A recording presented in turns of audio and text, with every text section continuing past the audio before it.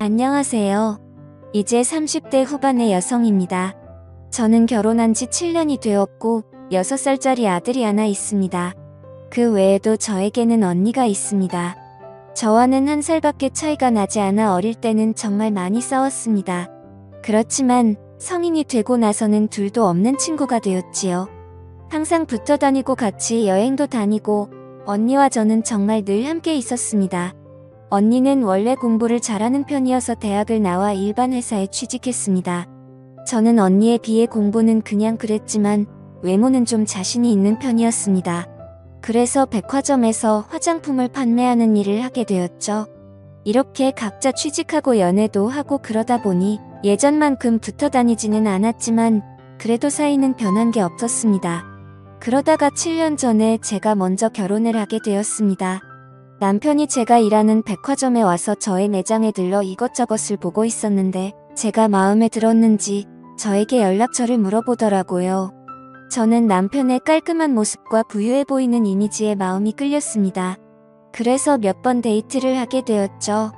남편은 사업을 하는 사람이었고 나이는 저보다 5살이 많았습니다.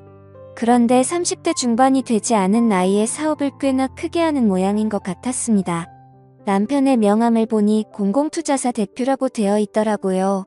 그러면서 자신을 포함한 투자자들을 결성해 유명한 사업에 투자하고 수익을 내는 회사라고 소개를 했습니다.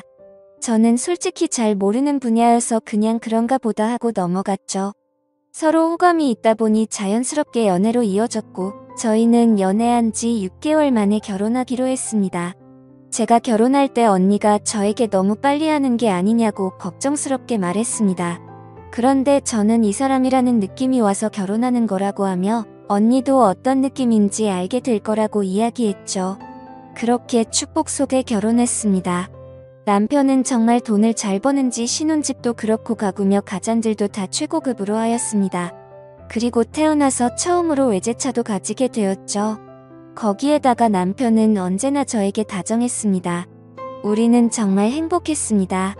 그래서 결혼하자마자 바로 아이도 생겼습니다. 그리고 곧바로 좋은 소식이 들렸습니다. 우리 언니도 결혼을 하게 된 거죠.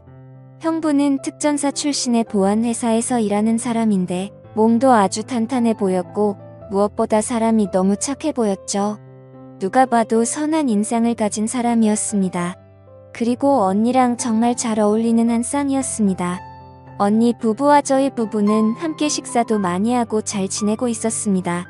아이도 건강하게 출산했고 부러울 것 없는 나날을 보내고 있었습니다.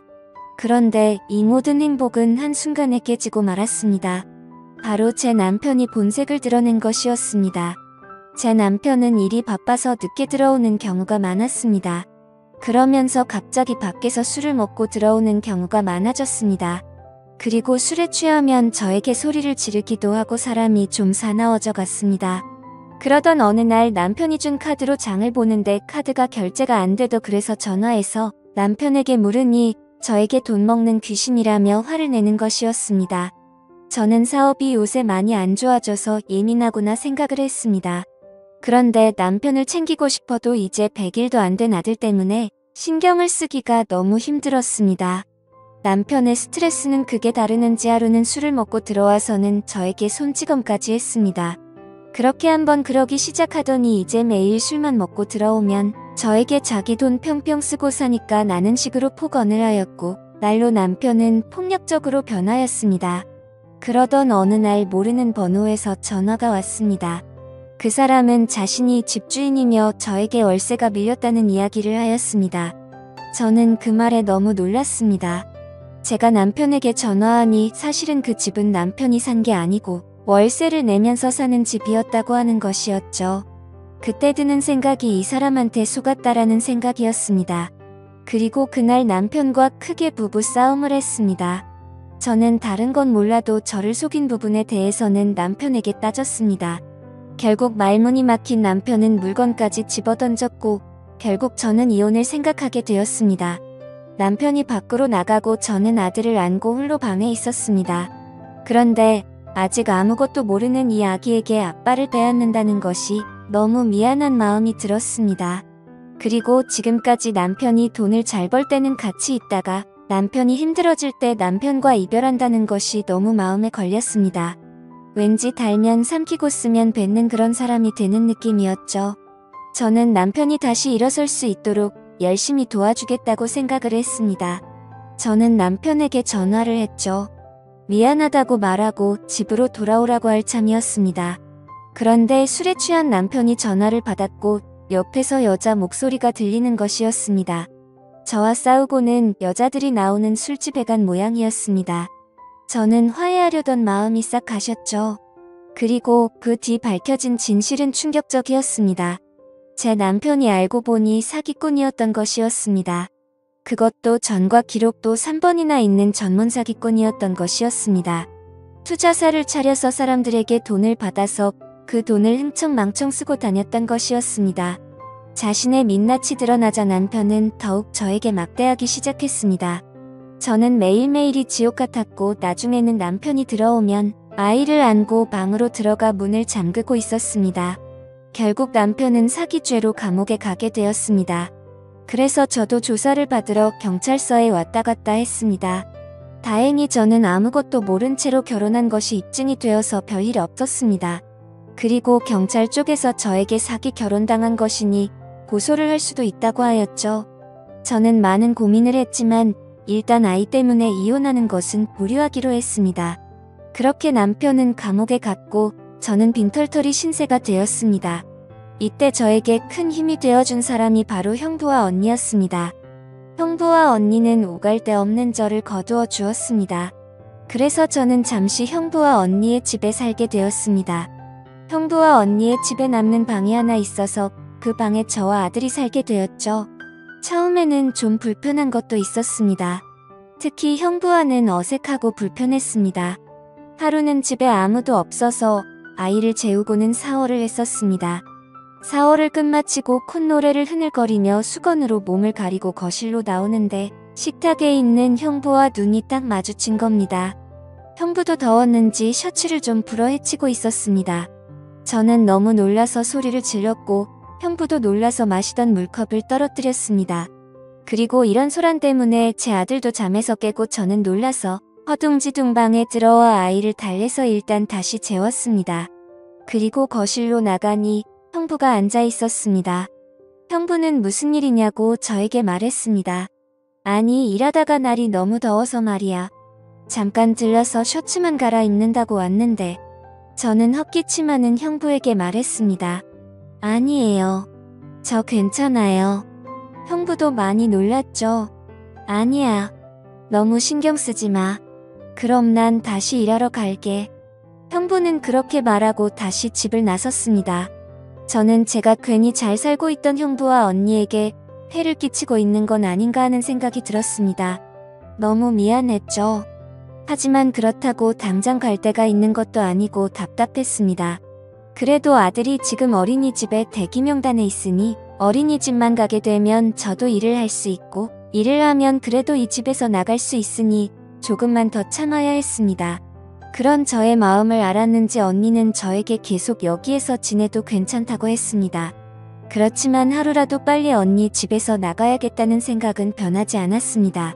그런데 시간이 지날수록 언니네 집에서 지내는 게 조금은 적응이 되었죠. 언니와는 전혀 문제가 없었지만 형부가 신경이 쓰이기는 했습니다. 형부는 샤워를 하기 바로 전에 운동을 하는 습관이 있었습니다. 꼭 팔근형을 몇 분 동안 해서 몸에 땀을 내고 샤워를 했죠. 처음에는 민망해서 고개를 돌리기 바빴는데 몇 번 보니까 이제 아무렇지 않게 볼 수 있게 되었죠. 그런데 자세히 보니 형부의 근육이 눈에 들어왔습니다. 탄탄한 팔뚝이 움직일 때마다 울렁울렁한 근육과 붉은거리는 힘줄이 참 섹시하다는 생각이 들었습니다. 그리고 확실히 운동을 한 사람이어서 그런 느낌이 달랐습니다. 그리고 성격은 어찌나 착하고 순한 언니한테 너무 잘하는 모습을 보고 있으면 언니가 참 부러웠습니다. 잠을 자다가 새벽 2시 정도에 저도 모르게 눈을 떴습니다. 그리고 목이 말라서 물을 마시러 나가는데 언니와 형부의 방에서 달그락거리는 소리가 들리는 것이었습니다. 자세히 들어보니 언니와 형부가 사랑을 나누는 소리였습니다. 저는 민망함에 빨리 들어가려고 했는데 호기심이 생기는 건 어쩔 수 없었습니다. 그래서 거실에 서서 언니 방에서 흘러나오는 소리를 들어보았습니다. 다른 건 몰라도 언니의 만족해하는 소리를 느낄 수 있었습니다. 언니 방의 상황이 보이지는 않았지만 상상은 할 수 있었습니다. 언니가 또다시 부러워졌죠. 저는 만족스러운 밤을 보낸 지가 언제인지 기억도 나지 않았는데 말이죠. 아이를 재우고 방에서 쉬고 있는데 언니가 저를 불렀습니다. 아이는 형부에게 맡기고 둘이서 오랜만에 놀러 나가자고 하더라고요.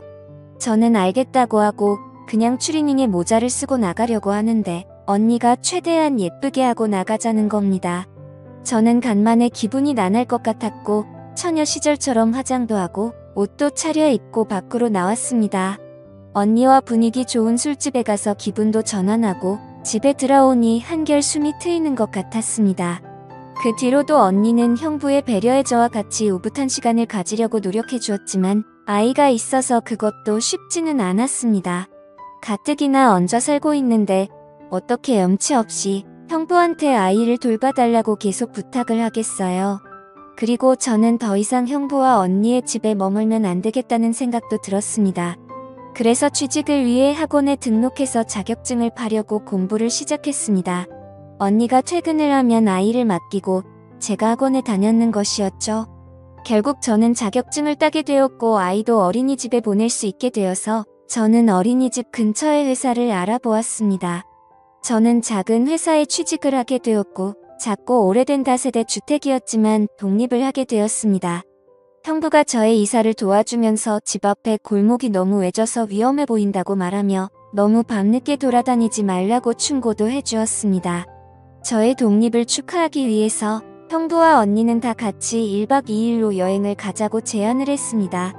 가까운 바닷가에 펜션을 잡고서는 언니와 형부 저와 제 아이까지 총 4명이 함께 시간을 보냈습니다.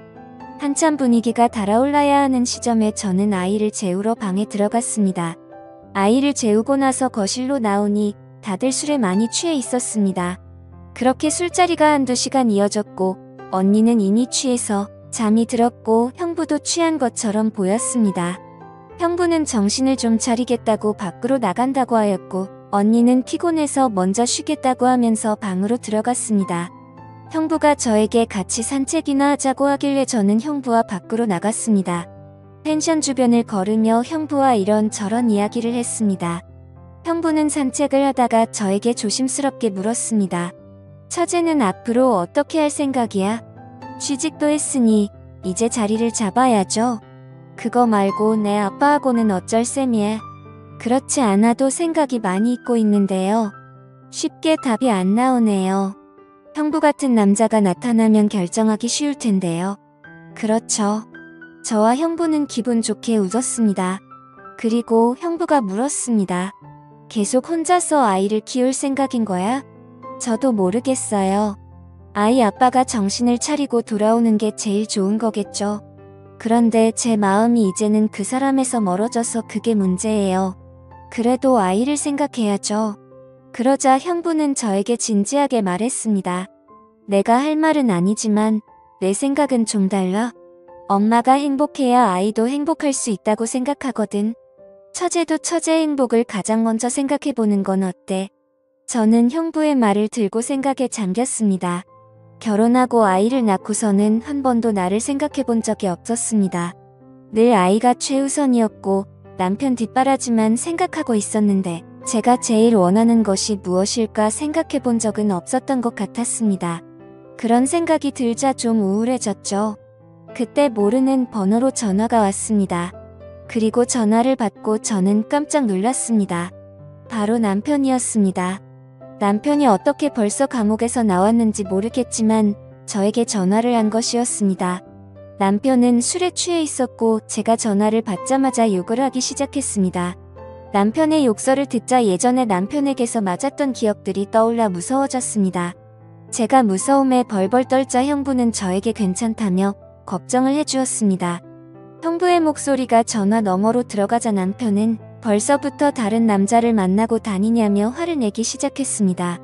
저는 형부라고 이야기를 했지만 남편은 막무가내였습니다. 저는 그동안 잊고 살았던 악몽이 다시 시작되는 것 같았습니다. 제가 동요하는 것 같자 형부는 저에게서 전화를 빼앗아 전화를 끊었습니다. 그리고 전원도 꺼버렸죠. 제가 불안해하며 눈물을 흘리자 형부는 저의 등을 토닥여주면서 저를 위로해 주었습니다. 저는 형부의 어깨에 고개를 물고서 엉어 울었습니다. 그렇게 여행을 마치고 언니 집으로 돌아와서 저는 계속 생각을 해봤습니다. 여행 중에 전화를 받았을 때는 남편이 술에 취해 있어서 거칠게 말했지만 맨 정신에는 다르지 않을까 하는 생각도 들었습니다.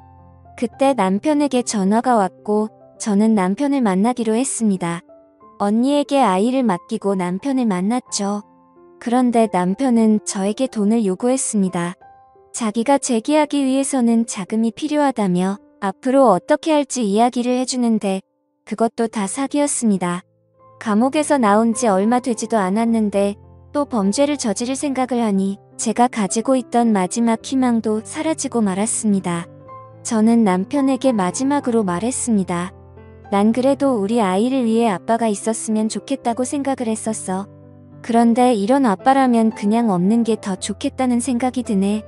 우리 이제 그렇게 말하고 저는 집으로 돌아갔습니다. 이제 남편에 대한 기대를 접자 마음이 오히려 홀가분해졌습니다. 며칠이 지나고 회사에서 야근을 해야 하는 상황이라 언니에게 아이를 부탁하고 야근을 했습니다. 그래서 밤늦게 집에 돌아오게 되었는데 저 멀리서는 안 찍은 실루엣이 하나 보였습니다. 바로 형부였죠. 그런데 형부의 모습이 좀 이상했습니다. 느낌이 평소와는 좀 달랐습니다. 저와 걸으면서 계속 주변을 보고 제 옆에서 바짝 붙어있는 느낌이었습니다. 그리고 어느덧 형부가 조심하라고 했던 그 골목이었죠. 저는 이상한 느낌에 형부에게 물었습니다. 오늘 좀 이상한 것 같아요.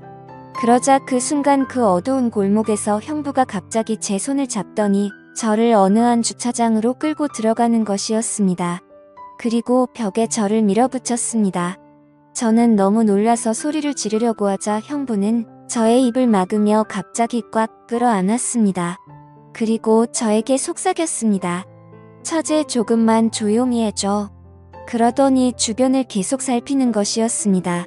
그때 골목에 어떤 건장한 남자들과 남편의 모습이 보였습니다. 그리고 그 사람들이 사라지는 것을 끝까지 지켜보더니 저의 입을 막았던 손을 풀어주었습니다. 그리고 저와 함께 집으로 돌아왔습니다. 집에는 언니가 아이와 함께 있었습니다. 알고 보니 언니가 아이를 어린이집에서 데리고 집으로 오는 길에 제 남편을 보게 된 것이었죠. 그리고 남편 주변에 험상궂게 생긴 남자들을 보고 무언가 안 좋은 느낌이 들어 형부에게 연락을 했다고 합니다. 형부는 저희 집 근처에서 저를 기다리는 남편과 무리들을 보게 되었고 멀리까지 저를 마중 나온 것이었습니다. 형부는 남편과 무리들이 하는 이야기를 들었는데 남편이 그 사람들에게 빚을 줘서 저에게 돈을 뜯으러 온 거라고 하였습니다. 저는 너무 슬펐습니다. 그래도 제가 한때 사랑했던 사람이었는데 이렇게까지 망가지고 저에게 실망을 주는 건지 제 인생이 서글퍼지기 시작했습니다. 그날 이후로 저는 다시 당분간 형부 집에서 지내기로 하였습니다. 그리고 형부는 매일 밤 저를 마중 나와주었고 언니도 어린이집에서 매일 아이를 데리고 와주었습니다. 그리고 저는 경찰에 신고하였고 결국 남편은 접근 금지 명령을 받았습니다. 그 뒤 들리는 소리에 의하면 남편은 다시 사기를 치다가 걸려서 감옥에 다시 들어갔다고 하였습니다. 이번에는 죄질이 안 좋아서 좀 오래 감옥에 있어야 한다고 하였습니다. 저는 다시 집으로 돌아왔고 언니와 형부는 한동안은 저와 아이를 함께 돌봐주었습니다. 그리고 저는 다른 지역으로 집을 옮겼습니다. 이 과정에서도 언니와 형부는 경제적으로도 신적으로도 많은 도움을 주었습니다. 저는 늘 형부와 언니에게 고마운 마음을 가지고 있습니다. 나중에 상황이 나아지면 꼭 보답하고 싶은 생각입니다. 또한 언니와 형부의 보살핌과 도움으로 이혼을 준비하고 있고 이제 저는 아이와 함께 안정된 삶을 살고 있습니다. 감사합니다.